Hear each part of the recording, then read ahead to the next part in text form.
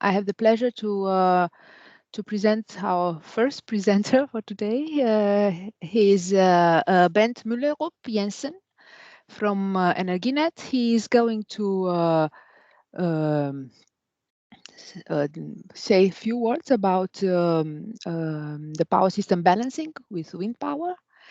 Bent has received his master's degree from Faculty of Engineering, University of Southern Denmark, and he has been working with St. Gobain until 2010. And since then, he is with Energinet, and today he's the director of the control center at Energinet. So please, Bent, the scene is yours. Thank you. And yeah, and we are recording. Can you see the presentation just? Yes, so you can see, and I hope that we can also see when you switch the slides. Yeah. Can you please adjust for just testing, because we had some problems. Yes, we can see. So please. Okay. Yeah. Yes. Thank you for the presentation. It's almost right because we had just made a change. So now I'm also I'm senior director now and head of all control centers in Energinet. Now we are switching over to look at energy as the new way of looking on our organization. So we have switched together electricity and the gas supply in Denmark in the same organization. So I'm responsible for both natural gas and electricity control centers at Energinet. Yes, but I'll start my presentation. See if I can switch. Here we have a small picture of the Danish power grid. It's a rather small system with a small part of 400 kV lines. The rest is 150, 130, and we are running both the 400 kV lines and the 150 and 130 kV system at Energinet. One of the special things by Energinet's system, by the Danish system, just see if I can find a pointer. Can you see my mouse? No. No. Oh, yeah, where do I make a pointer?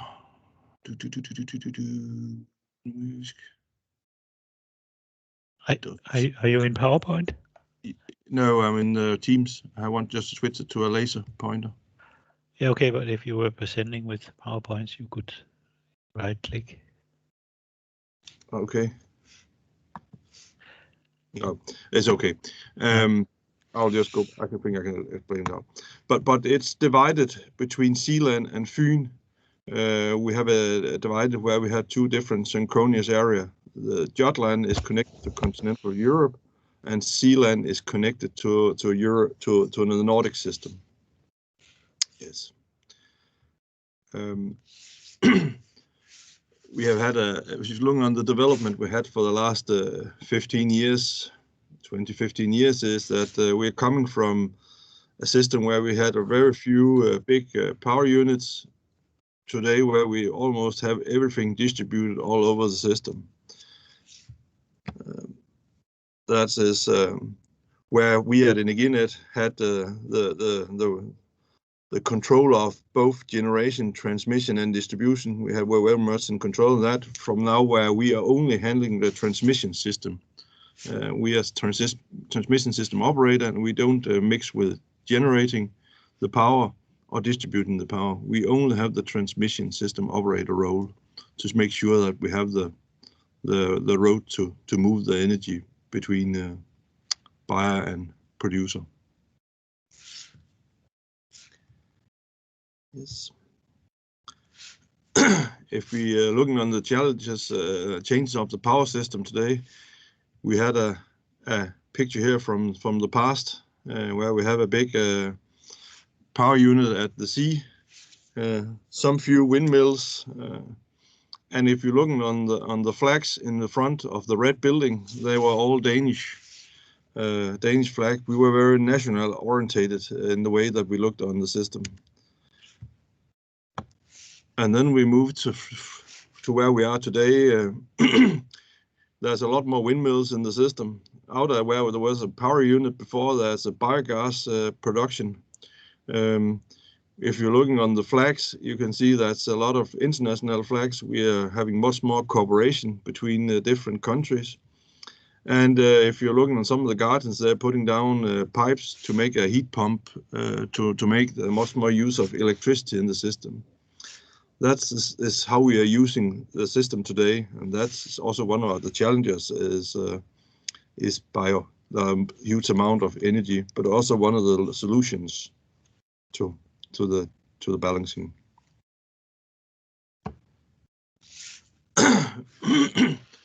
If we are looking on the solar wind power, you can see that the wind and solar power is increasing a lot. This is an expected curve to 2030, where we think we will expect that we are producing around 12,000 megawatt of peak in wind and solar power.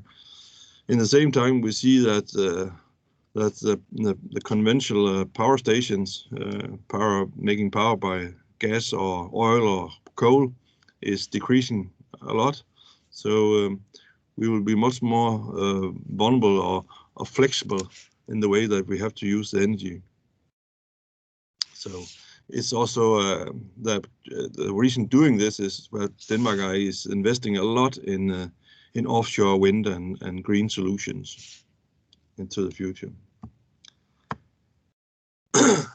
Then the problem is that today we have the black curve in 2019 is production, is the consumption, and then we have the green one is the wind power production and the solar. And when we get into 2030, we will see many more hours. The consumption will increase. I'm pretty sure that due to electrification of the system, but we will still see a lot of hours where we have much more wind and power and solar power than we actually are using in the same time. And that's one of the things we have to find solution for. This is again how we look on it over time. The flexibility in the electrical system, how that will be running. And see, we were covering a lot with import. We're making a lot of import. It's very important that we have connection to neighboring countries. And I'll come back to that later on. One of the most important things in our balancing of our system is the forecasting. That is the key function with the way that we're balancing the Danish power system. Just to give you a brief look on how we are doing the forecasting, I'll just go through that. We are using two forecasting tools. We have one external, we buy a forecast external vendor, and then we do one internal also. We'll get an external weather forecast, from our external delivery, and it's online. That we have one that's looking 12 hours ahead, and it's updated every 15 minutes. And then we also have a day ahead for the next 24 hours. That's updating every hour. That's we're buying from external provider. Then we are building our own system also. We are making an online one for the next 10 hours that's updated every 15 minutes. And then we have one for the next 152 that's triggered when we have a new prognosis from the supplier. We get the prognosis from 3 different providers. We have such a one in Denmark called DME, one of the vendor, and then we also buy from different vendors. And we're always looking on the vendors who are supplying prognosis, who is doing the best forecast at the time. We see some are very good at the next 10 hours is very good for the close one, and some other institutes making prognosis are better for the long term. But we take all this data and make our own forecast to get a high quality, and then we have the external one also to compare with. The internal forecast to get the production of wind power is that we have the wind speed, we have the some production data, we have the installed capacity, and we have coordinates on every windmills in Denmark. All windmills have a coordinate. We have some production data from the big windmill park. The big offshore parks have to send production data in how they are planning to produce wind power. So that's one of the inputs we have to make a wind power forecast. Then we have the wind speed, and we have the installed capacity, and we know where all the windmills are. Then we have divided Denmark into small squares, and we know what the wind speed is in a square, and we know how many windmills there are in the square, how much wind power there is in that square. And when we take all this into a model, and then we have a wind speed, a wind power production curve for the next 24 hours.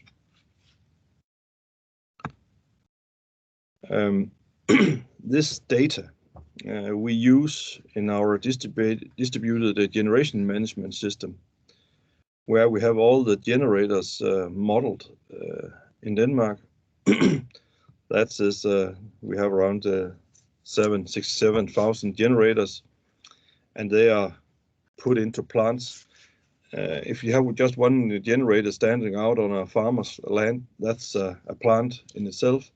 But if you have a park with, for instance, 10 windmills in the same spot, that will be a plant, seen as a plant with a sum of capacity. That's where we handle that. We have right now 18 balancing responsible in Denmark, who is giving data for all the windmills they have in their responsibility. We're getting data for that. And then we have 75 big plants with individual schedules. If you are a plant with a certain size, that's for instance, if you are offshore wind park with a lot of wind power, then they have to supply us with production schedules. So we have the data.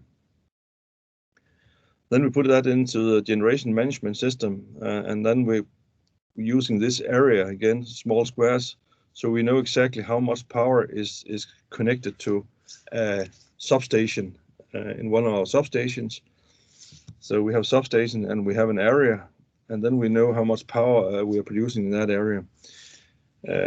We're using that to make the generation forecast, and not at least we're using it for load flow analysis to analyze where we will, if we have any overloading of the system anywhere. So we know exactly where we have all the wind power put into the system and where we will have the overload ahead. So we are calculating this for the next 24 hours if we are seeing into any overload of the system, so we can make an intervention with the system before we get into that problem.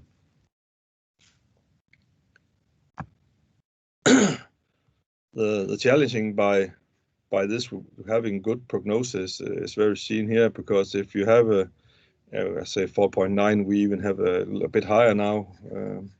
So if we have a change of 1 meter per second in the wind speed, yes, that is around 600-700 megawatt of generation, and that's this rather big amount of generation to hit on the wrong side.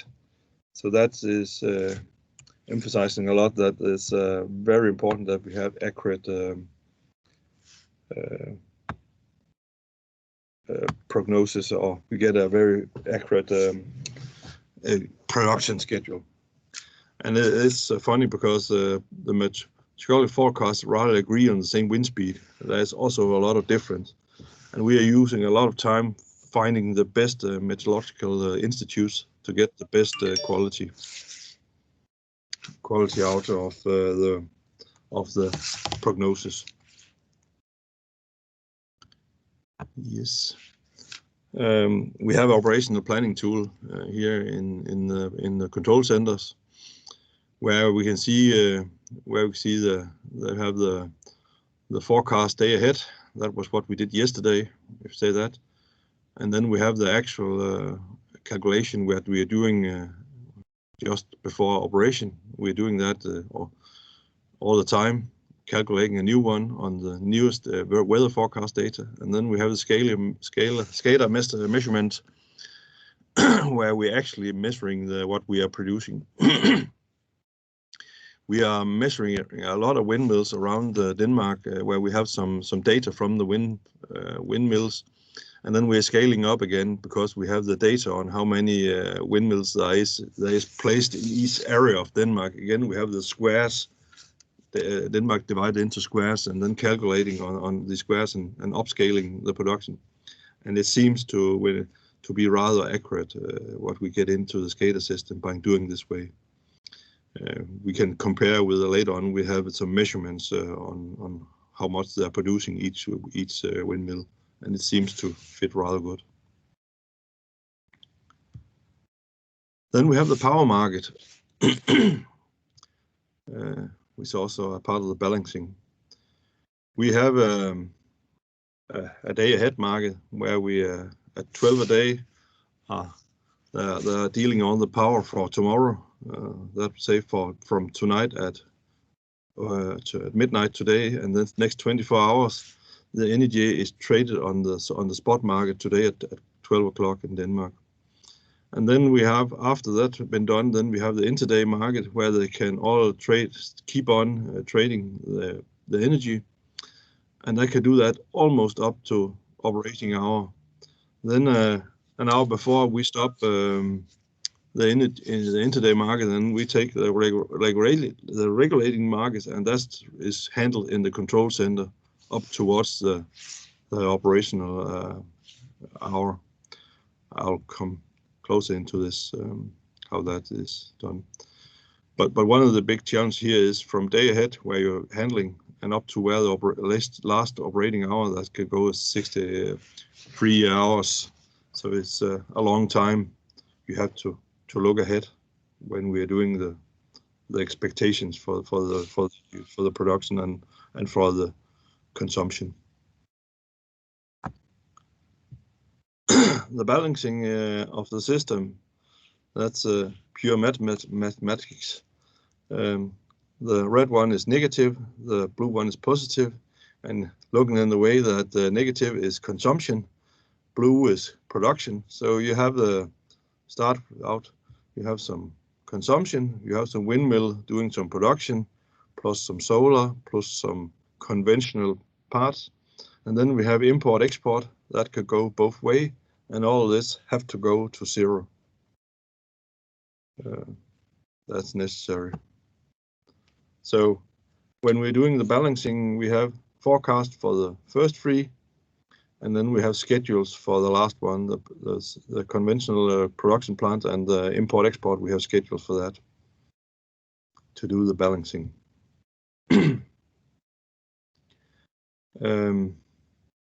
Yeah, that's almost the same we're saying here in words.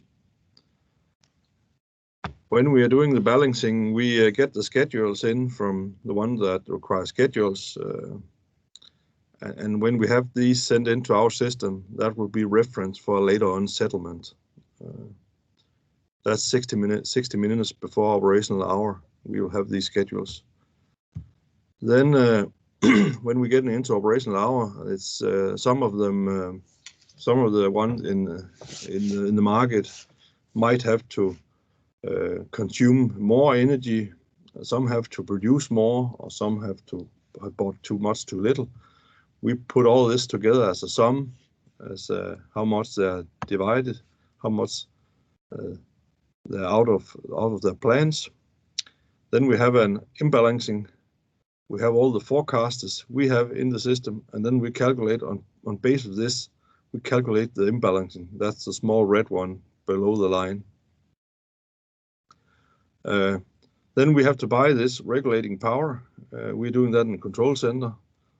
One of the shift operators will do this, buy this regulating power, and then we're adding this to the actual plan, and then we have the final plan that is it should be going so close to zero as possible, so we obtain the 50 hertz in the grid.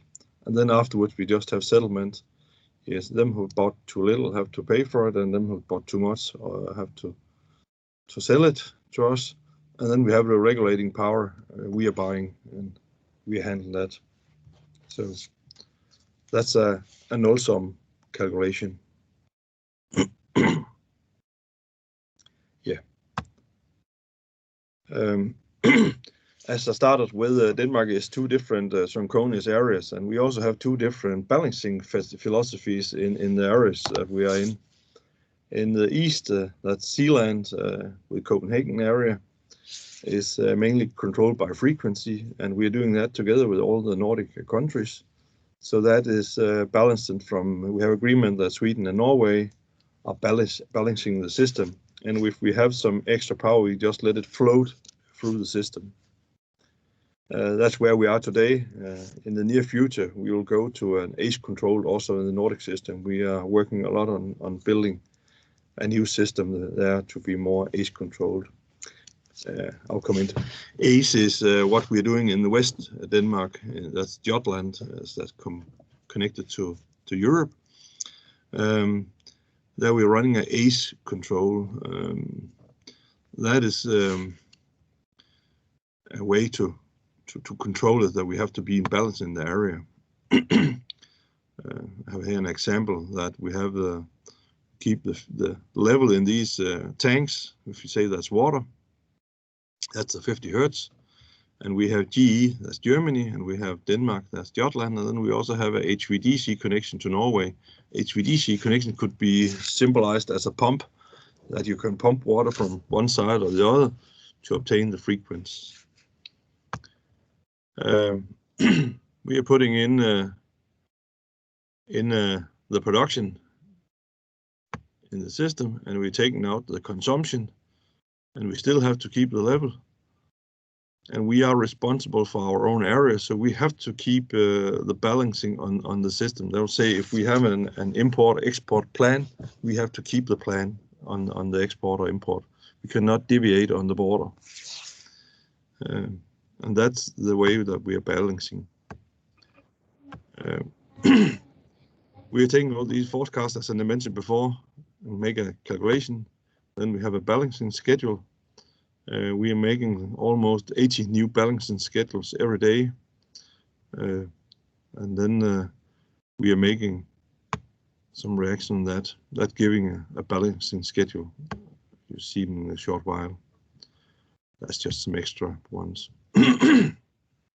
This is an example of a balancing.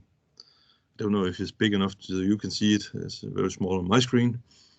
But here we have around 0. We should put around the curve should be around 0, and we have too little energy in the system. We are calculating too little energy in the system. Then we are buying the red one here. I hope it's red because I'm colorblind. We're buying some regulating power, and then we see we are trying to pull up the blue curve so close to 0 as possible to be in balancing. We will never hit the 0 by doing this. We'll be close to. I just have animated here some steps of balancing here to try to, and then the rest to get to 0 is handled by some automatic reserves. We have our control signal from our SCADA system is directly connected into some power units where we can regulate them up and down by a signal, by a PED. It's just a normal regulator that we're putting into this power unit to adjust the last part of this to be in balance.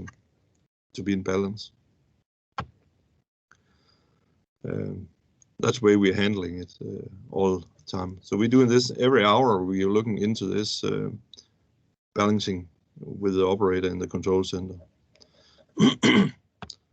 And that's where we in the near future will go into balancing on a 15-minute schedule. So we have to do it 4 times an hour. This to get much more closer to 0 today. When we just saw the curve that we are buying some energy, we are doing that on a common bid list where producers are putting in what they're able to supply to the system. In the red one here, and then the green one in the top here, that's some units that can regulate up, give more power to the system. And the blue one is down regulation, that if there's too much energy in the system, they can switch down or turn down their production. Here we normally see that in the top here, that's production units that can produce something. in the bottom. That's also production units, so it can turn down production, but that could also be windmills. There's a lot of windmills now in down regulation because they can switch down the wind power if the price is better than what they get from the selling the wind, then they can do that also if we want to pay more. These lists are based on the price, so there is a price and there's amount, and that's what we're using in the control center to balance the system when we want to buy the energy. It's a common Nordic bid list, so if the power I need is most cheap in Finland, then I will buy it in Finland and transport it to Denmark, the energy I need, if there is capacity all the way from Finland to Denmark in transport capacity. So we're looking in a very international perspective to do this regulation.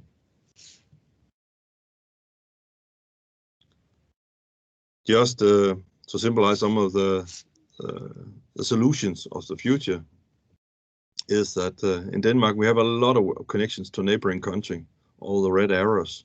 Yeah, they're also between Zealand and Zealand and Fyn. There's a red one, but that's the HVDC connections, and that's also very important. But we are having a lot of connections to neighboring countries, and also some of the wind farms we have at sea. And we are building a lot more now. The big islands we're building for wind power in Denmark, and a lot of the answer to a lot of the question is that we have to connect to the neighboring countries. Right now we're building a huge connection to Great Britain, to England, and that is that's very smart, because if we have a wind front coming in from the west, it will hit England first, and then when they are passing them, they will hit us afterwards. So actually we have not the wind at the same time. Every time they come a front in from the North Sea, it will hit on different times. So there's always a good idea to balancing. And then there's also a very good thing that we are connected to Norway. We have a big connection to Norway because they have a lot of water power, and they can turn it up and down the production in Norway. So when there's a lot of wind energy, they're turning down the water and save it until there's not so much wind energy in the system, and then they're sending energy to Denmark at that time. That's very important in the balancing philosophy we are running. What's going to happen in the future? Good question. I think some of the answers are we're trying to make right now. No, it won't stop. It won't change the slides.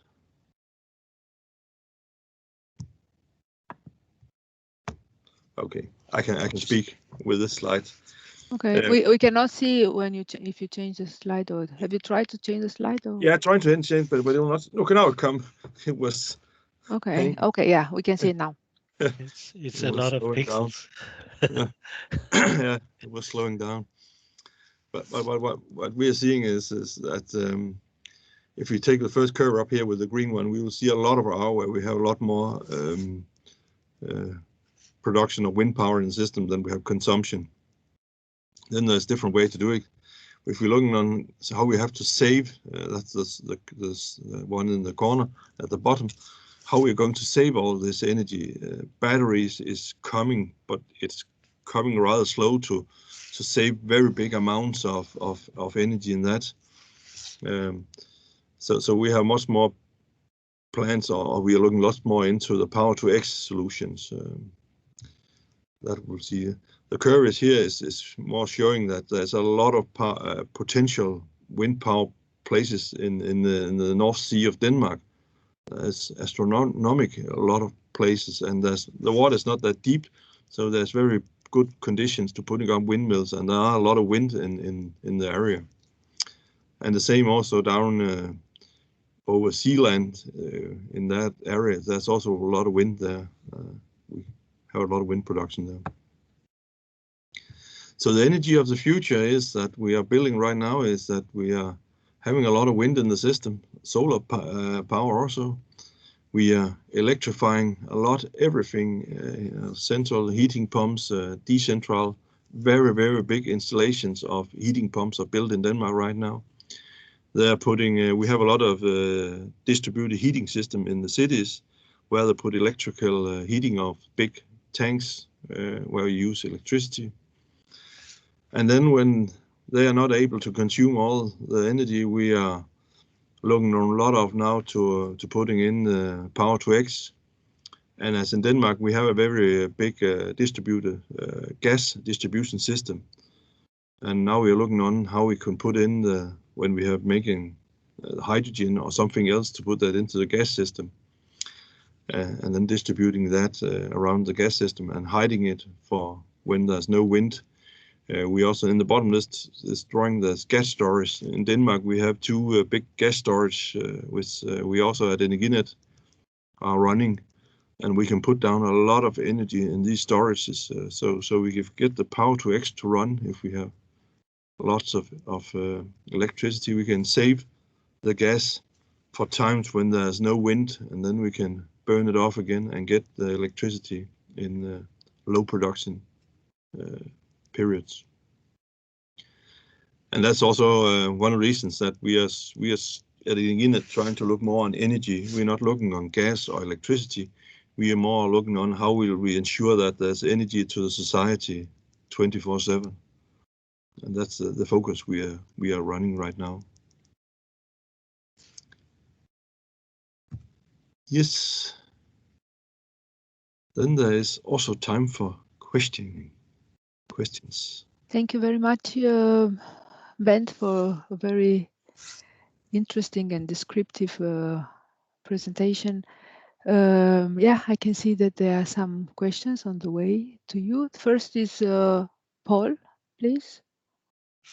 Thank you very much, Anke, and also thank you very much, Bent, for. I think it was a very nice presentation. I also very much like your bathtub, by the way, illustration of frequency. But I have a specific question, which maybe you have answered it in a way. It's how you handle this, because some BRPs have both wind and dispatchable, whatever we call that, generation. So in this regulating power market, you are splitting that out, as I understand it. Is this correct? That yes. You actually take out the wind part of it, or you actually go down to individual plant level and not to BRP level. No. That's due to, as I said again, due to our load flow, because we have to know where in the grid we are putting in the energy and where we are regulating down. So we are in Denmark we are using the grid many times more than 100%. Many times we have if we don't do something, we have an overload. And then it's much cheaper to regulate down the wind, for instance, for 20 hours a year than building a new line for several millions. So that we have to know where we are regulating, and we're focusing on that. That's a very good explanation. I have not heard that one before, but we were doing a project with Elia also in DTU about the new 2.1 gigawatt offshore. Yeah. And there we were also looking at the balancing, and we learned that in there, and I think in most of the European countries probably today, they are actually balancing different, or the responsibility of the balancing is different, because they put everything on the BRPs. And the TSO is not really active in this. That's one of the big difference. I know also in Germany they're doing the same, but they are lacking some of the control of this due to this. Yes. When they get into where they have the power in the grid. Yeah, I think that's a very good point. That this is why I didn't think of it like that. Yes. Thank you. Okay. Yes, thank you, Paul. Ruji, I can see that you have a question or few questions, please. Hello, can you hear me? Yes, we can. Yeah, thanks for your presentation. Maybe I lost some slides. I want to ask something about the markets. I know in the reserve market you book reserve power from some generators, and in balancing market, the generators also paid regulation power in the balancing market. Are there any relations between the reserve power and the regulation power?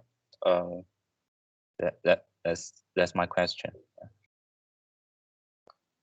I don't know if I understand right. Yes, you can.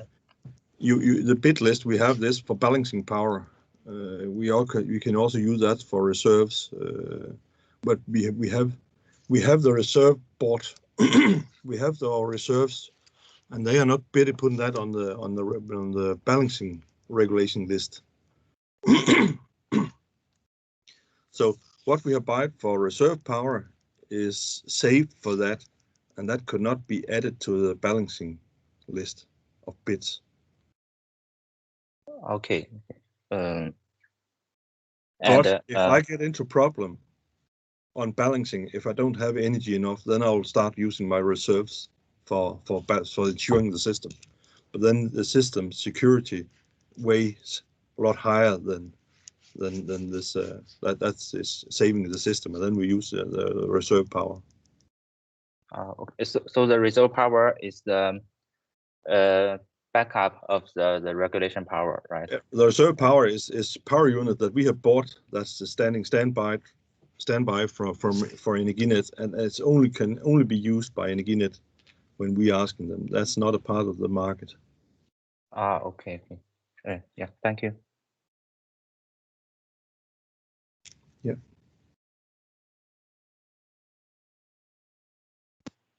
I can see that Paul has written again something. Paul, please. Yeah, okay, it was a follow-up, but I see there are also hands up. But, yeah, okay, okay, but we can I take was it now. can just say it's a follow-up. When do you actually buy the reserves? Is that it's before the spot market, right? But is it different? Yeah. We're buying some on a monthly market. Some part of this is buying on a monthly contract, on some on a daily contract. We are buying in Jutland. We are buying everything. We're not using that much in Jutland, but in Sealand we're buying most of our reserves. We are buying huge parts on the monthly contract, and the rest is bought on a daily auction. What was it in Jutland? Was daily or monthly? Daily. But we are actually using a lot of what we buy in Sealand is used in if the flow is right over the HVDC connections between Jutland and Sealand, then we're moving the reserves from Sealand if we need them in Jutland. Thank you. Yes, and then it's Asheria, please. Hi, I have multiple questions. The first one is about forecasting. You mentioned that that Denmark is divided into blocks, and the wind power forecast is done in blocks. So I have a similar question about the load forecast. Is the load forecast also done on blocks or on substation level? Substation level, but then after we're done on substation level, we are adding them together in blocks, and then at last to entire Denmark. It's just mathematics. But we are doing the load flow on substation level, and then we're adding everything together afterwards. But more for summarize what is actually produced. But it's substation, so we can make a load flow calculation. That's important.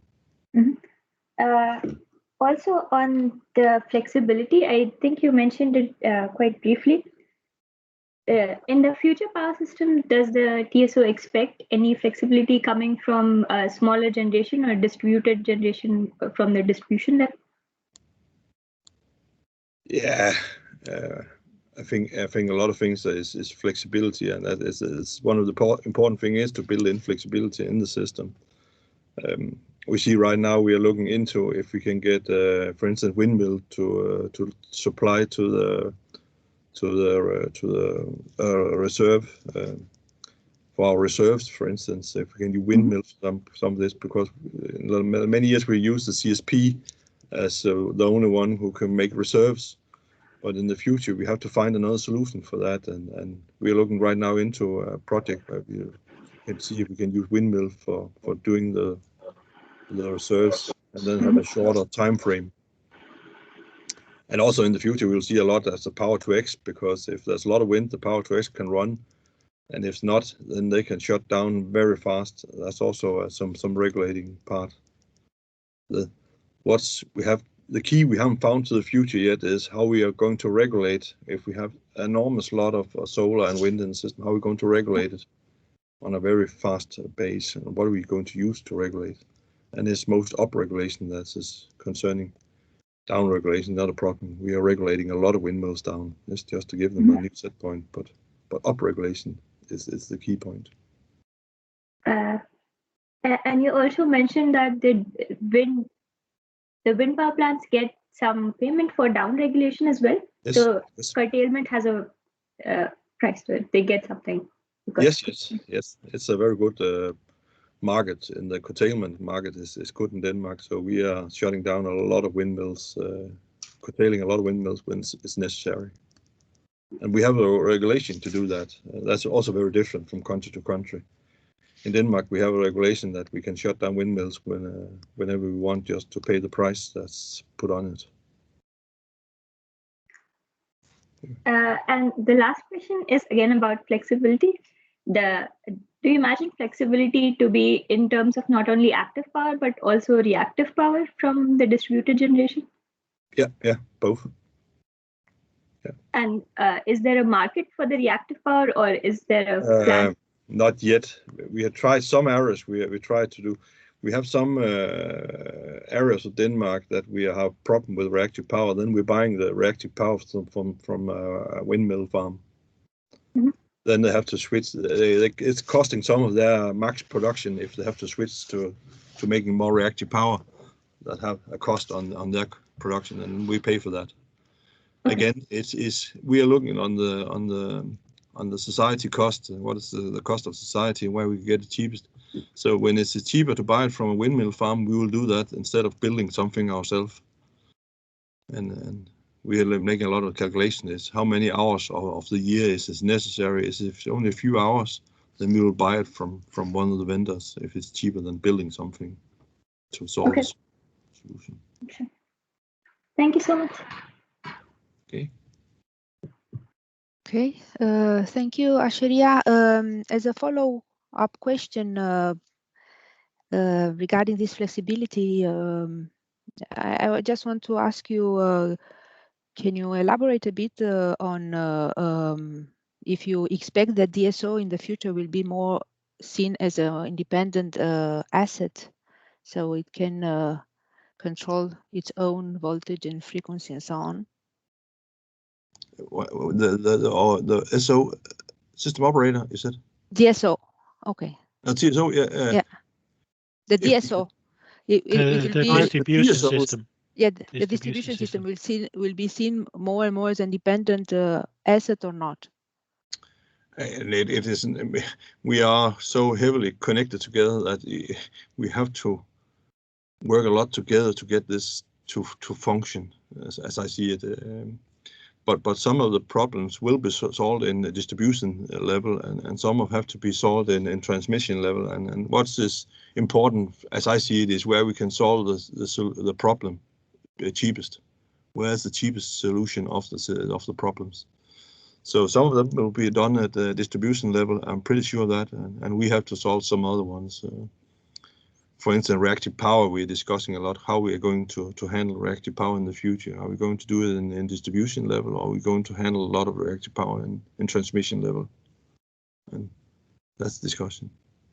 Okay, because we have just had a project together with DSO, the old energy any, I don't know, now it's Norlys or something, where we have actually use wind turbines capabilities to provide reactive power in this way to minimize the losses, local losses, and so on. So exactly.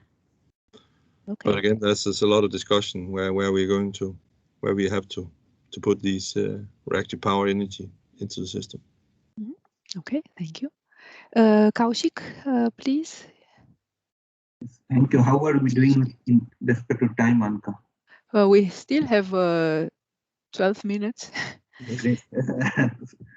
Thank you, Bent. I think your presentation is always so interesting that I have noted down many of my questions, and if you allow me. I will start with the question that you mentioned about intraday in terms of balancing. And I understand that last few years back, the role of intraday was very limited. Have you seen that role changing in recent years, or it's still limited in Denmark? There's getting more and more trade on the intraday. We see that, and that's also naturally. But what could help is if you are, what are the penalties if you're not in balancing? If you're not in balance, that is how big are the penalties to be that?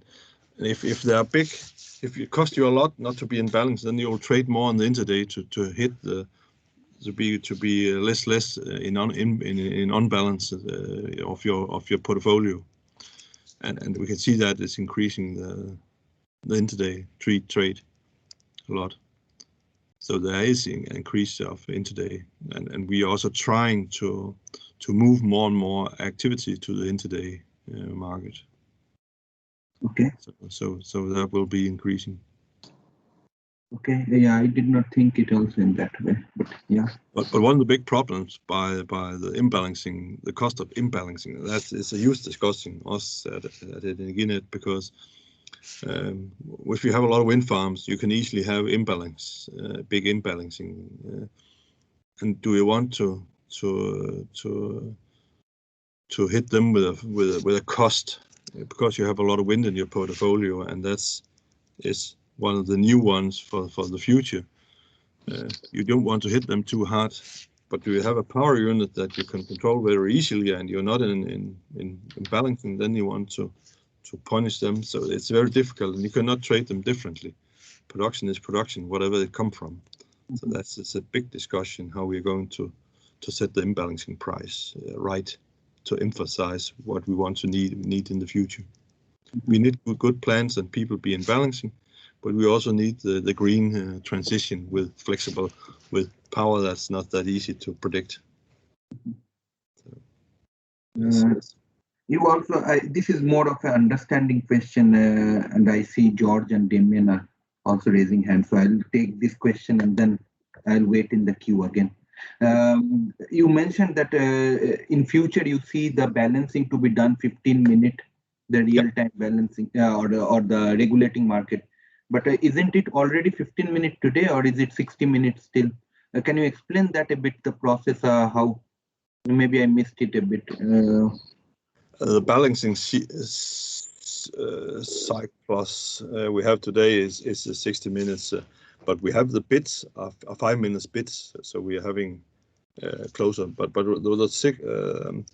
the cyclus that we are running is a 60-minute cyclus today in the control center. That in the future will be a 15 minutes, so we will have much more regulating. So we chunk up much more to make a much better regulation of the. Does that mean there will be like 1 hour before the operation, you will send 4 sets of signals each 15 minutes ahead? Yeah, we will do that 4 times in every hour in the future instead of 1 now. Okay, now I get it. Okay, but still it will be 5-minute resolution. Yeah. Okay, thank you very much, and I'll again wait in the queue. Thank you, Kaushik. So George Weiss has a question. Yes, but before I put my question, I would like to ask, what do you mean that you do the balancing every 15 minutes, but it is done on a 5-minute resolution? I don't understand what that means. The bits are 5 minutes bits. We were regulating in a 15 minutes bits. We also do that on a 15 minutes today. But our balancing cycles, we are looking on an hour. And when you saw when I were pulling up the curve to 0, that we do once in an hour. And then we put out how much we're going to regulate in a 15 minutes bits. We're putting out the regulating power is the offer is 15 minutes. We have on the bits we're activating. So we're running a process that we do in once an hour. We are regulating for the next hour, but it's done in 15 minutes chunks. So you give demand to producers to raise or lower their production every how much time? We give them in 15 minutes, but they're Every giving us 15 5 minutes. minutes plans. Their plans is in 5 minutes units. They're putting their production plan is 5 minutes stamps. They're telling us. Every 15 minutes you send a demand which is detailed on a 5 minutes basis. Yes. Exactly. Okay. Okay, thank you. And now to my question. So Denmark is very advanced in this field. So I want to know, is there a market for reactive power in Denmark? Not yet. Not yet. Okay. But it will come. I'm pretty sure that we are working on it. We have made some test market. We have an island of Denmark. We have tried to make a market for it just to find out how it's working or get some experience with it. But that will come probably a market for reactive power. I see. That's discussing a lot because. Do you expect that positive reactive power will be cheaper than negative? I don't have a clue on that. I don't know yet. I don't know. Because if you have more positive and reactive power, you have to decrease the active power. So yeah, I don't know what the price will be. It would be interesting to see. Okay, thank you. Is it any time frame for this reactive power? No.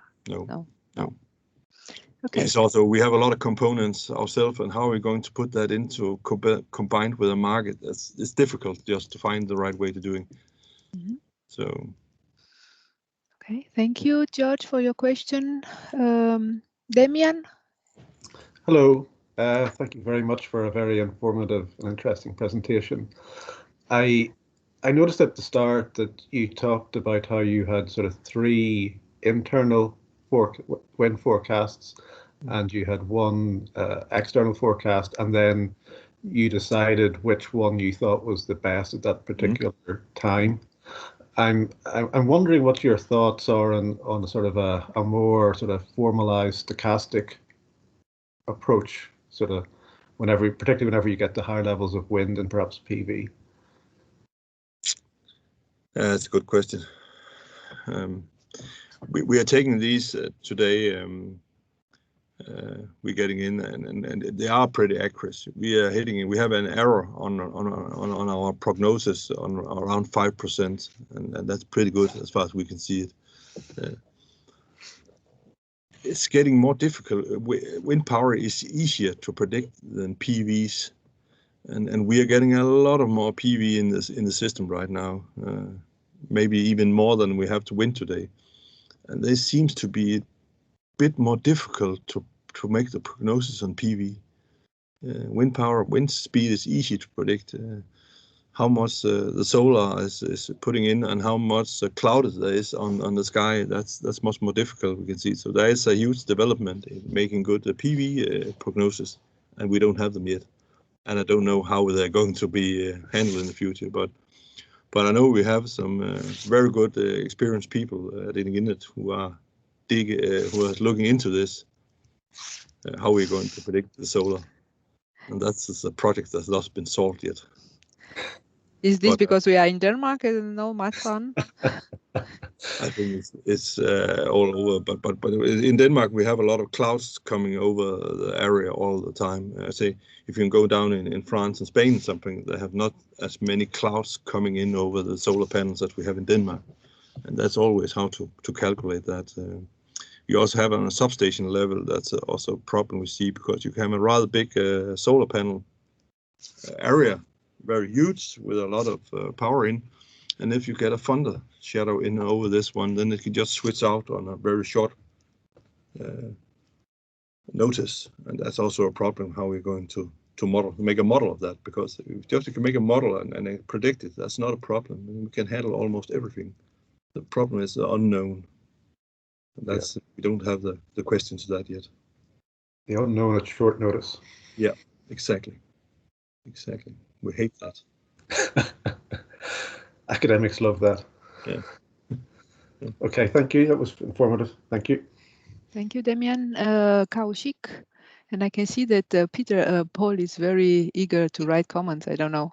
Maybe at the end he will also have. But that's a follow-up. I'll take that comment. Maybe that we also have the understanding that solar is easier to forecast. But now you say it is the opposite. Is it because they are very distributed and at rooftop and some things like that, where you don't have the knowledge? Or say what we are building in Denmark now is not distributed. It's very big solar parks, very big solar parks comparing with our system, where we put a lot of energy on a very local space. In what we started, when we started to have solar panels in Denmark, we distributed all over the roofs. On every household have their own solar panels. But what we're seeing right now is some very gigantic big solar parks. And they are still difficult to predict, even there in the larger ones. I say no, but the error, if you have an error, that will be much bigger. If you have, you say, okay, if it's distributed a lot, then the error will not be as big as you have an error, and if you're very concentrated on an area. There's also wind. We have wind is very distributed in Denmark, so the error will be very low. The calculated error when we are doing some is plus and some is minus, but if it's very concentrated on an area, and that's again, you can take a wind farm, a big offshore wind farm. That's also very important that we can almost hit that very good because there could be a huge error on that if we don't make the calculation right. Also say that another thing is when we have when windmills are stalling around 25 meters. Or say when we have them distributed all over the country, then windmill was shut down on 2 and 5 and 6. We have seen wind farms with 400 megawatts switching off by 5 minutes. That's a problem when we have this big concentration at sea. And when you are concentrating a lot in the same area, that's giving some other problems than when things are distributed on a huge area. Okay. Then maybe a last question before we finish. We know that curtailment has been increasing in Denmark, right? And is that because of the not able to have enough load, not like more generation than the load, or is also the congestions? It's completely another thing. That's another problem that if you are, when you're in an international market, you have to have the same regulation, and the regulation in Germany is not the same as in Denmark. So the Germans have to make a counter trade before they switch out windmills. So we are doing a lot of counter trade due to German wind production. When they have overload in the German system, we are down regulating a lot of Danish windmills and sell it to the Germans due to different regulation. So what I see is important also in the future that we have the same regulation all over Europe, and that's also why it's important that we have some cooperation on a larger scale to get this to work. And that's one of the huge amount of curtailment in Denmark is mainly due to problem in Germany. Okay. So that also points down that we should have one single balancing philosophy for whole continent Europe. That's important in the future. The more we can coordinate and have the same regulations, the more better it's work. Do you see that happening, having a single balancing principle? Because as I see, Energinet is the most outlier there in terms of balancing principle. Yeah, the way that's more or less. We have the problem is a small system, and that we're doing the way we're doing it. not sure that will be the future, because we go in Germany, they have another philosophy, and they also have power in the sockets almost every day. So which philosophy is best? That's a good question. We still tend to agree on the Danish one, and that's what we have been also talking to other TS. It's uphill. So that's. But it's important that we have the same regulation in different countries. That's very important, because in the future I'll see that would be very difficult to run the system if we don't have the same regulation. Now we're building a lot of it. We're trying now to build a lot of energy islands in Denmark, very big energy islands, with connections to a lot of different countries. And we don't agree on some of the same regulation. It will be very, very difficult to control them in operation. So that's when we are in operation. We are very, very important that we have the same regulation. We also see traders. If you don't have the same regulation, traders see a way to play different countries up towards each other. So that is very important that the regulations are very unified in all big areas. Thank you, Bent. Yes. Thank you, Bent, and all the others. I can see there are still a lot of comments, but we are